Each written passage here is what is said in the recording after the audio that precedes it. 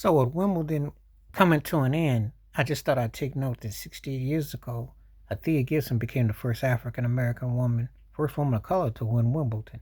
She won in 1957. And what's also historic about that, not only because she was the first, but also because of the discrimination she faced back in the States.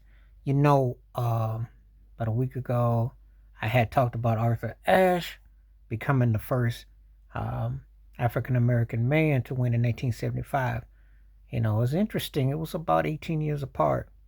So, kind of like when you think about the Academy Awards with Haddon McDaniel, by the time you get to Louis Gossett Jr., as far as acting and stuff like that goes, that shows you the institutionalized systematic racism because opportunity to play a particular sport was tough.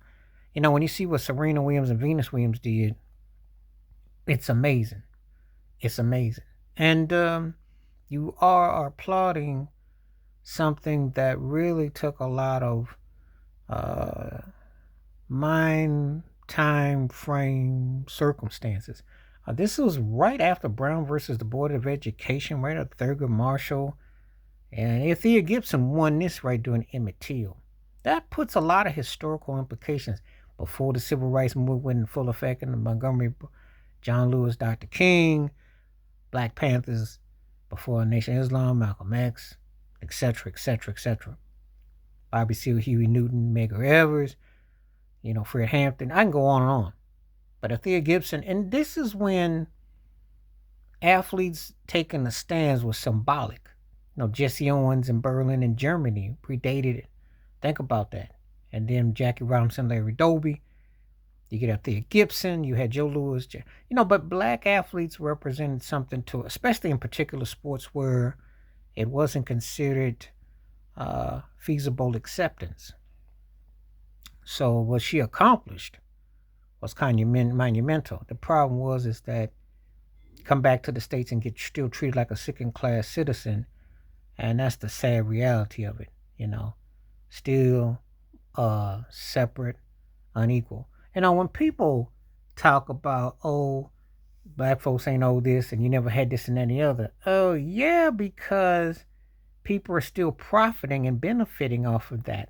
These establishments and institutes were in concert and cahoots with businesses. So if you go play in Wimbledon and you get airfare, you come back and you're doing stuff, you're openly knowing that there is no the options and opportunity. It's hard to talk to someone dense or people who don't understand that wasn't that long ago. The ramifications of it are real, and people's denial is even realer. So when I see Althea Gibson, she should definitely be more immortalized than anything. People don't understand that it took that to open up the doors. And believe me, Serena and Venus Williams went through some real obstacles, especially being black girls from the hood and playing tennis in a lily white sport and lily white areas. No, Sariba, people don't have the compassion to want to understand. It's not about them not, they don't want to.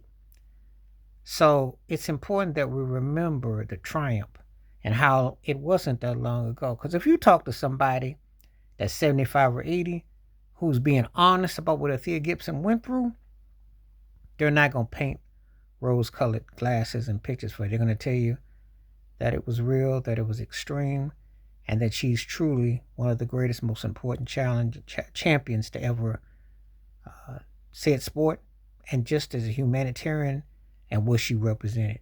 So take the time and put some respect by her name.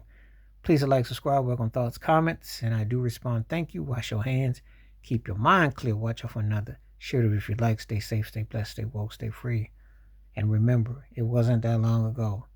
68 years ain't that long ago when you consider what she had to go through. And it wasn't. And it's still remembered. All right, I'm out. Peace.